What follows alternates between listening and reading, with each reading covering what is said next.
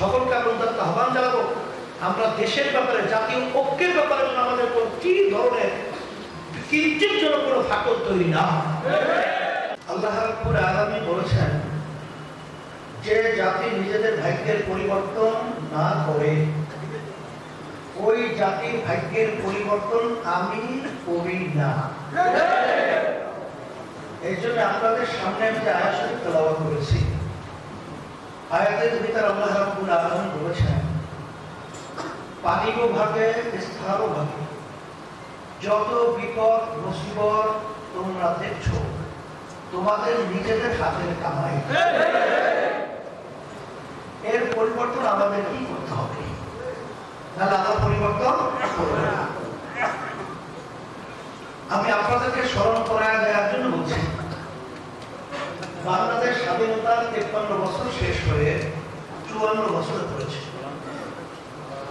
যাদের মাধ্যমে এই বাংলাদেশটা সুন্দর একটা দেশ পরিচালিত হলো। এদের মাধ্যমে আমরা কি পেয়েছি?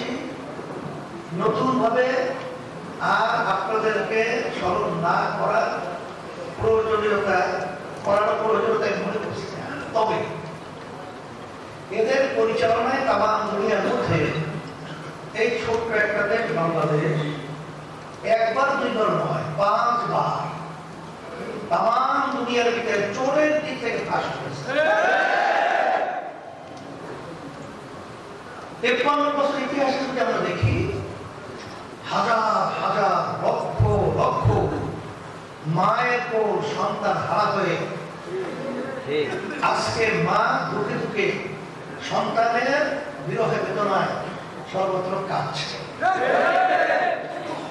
আজকে আমরা কি দেখি? এই দেশের মধ্যে এই 53 বছরে দেশের মতো দেশের ভিতরে ক্রিয়ার পদ্ধতি নির্বাচন হয়েছে। এই ক্রিয়ার পদ্ধতি নির্বাচনে প্রতিটা ভোটারে তাদের মূল্যায়ন হয় এবং প্রতিটা দলেরই এক পর্যায়ে অংশীদারিত্ব সেখানে সংসদে থাকবে। তখন এককভাবে ফ্যাসিস্টি চরিত্র নিয়ে দেশ পরিচালনা পরিবেশ হবে না। কিন্তু বিএনপিকে আমরা সেদিনকার বলেছি, তারা মানতে চায় না যে তারা ওই পদ্ধতিতেই নির্বাচন চায়। কেন চায় না তা জানি না, তবে আমরা বিভিন্ন রাজনৈতিক দলের সাথে আলোচনা করে দেখেছি, সব রাজনৈতিক দল কিন্তু এই পদ্ধতিতে তারা কিন্তু একমত পোষণ করেছে। দোয়া করতে থাকেন যে ক্রিয়ার পদ্ধতি নির্বাচনের মাধ্যমে এই দেশটা যেন সুন্দর একটা দেশে পরিণত হয়।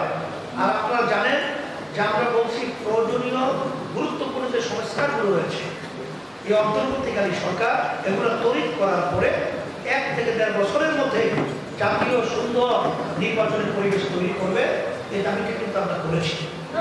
আর অন্তর্বর্তীকালীন সরকারকে আমরা বলবো যে আপনারা খুব সতর্ক অবস্থায় দেশ পরিচালনার দায়িত্ব পালন করবেন। কারণ আপনারা দেখছেন ইতিমধ্যেই ফ্যাসিস্ট তারা কিন্তু ভারতে বিভিন্ন মিটিং কিন্তু করে ফেলছে। মিটিং করে কিন্তু আমাদের দেশকে আবার অশান্তি করার ব্যাপারে বিভিন্ন কিন্তু সব তৈরি করছে। আপনারা যদি নতজানু নীতি নিয়ে যদি আপনারা দেশ পরিচালনা করেন, তাহলে কিন্তু আল্লাহ মাফ করুক না আবার ফ্যাসিস্ট করার সুযোগ না হয়। এই জন্য বিএনপি সহ অন্যান্য আদার্স যে দলগুলো রয়েছে সকলকে আমরা আহ্বান জানাবো, আমরা দেশের ব্যাপারে, জাতীয় ঐক্যের ব্যাপারে আমাদের কি ধরনের কিঞ্চিত যেন কোনো ফাটল তৈরি না হয়।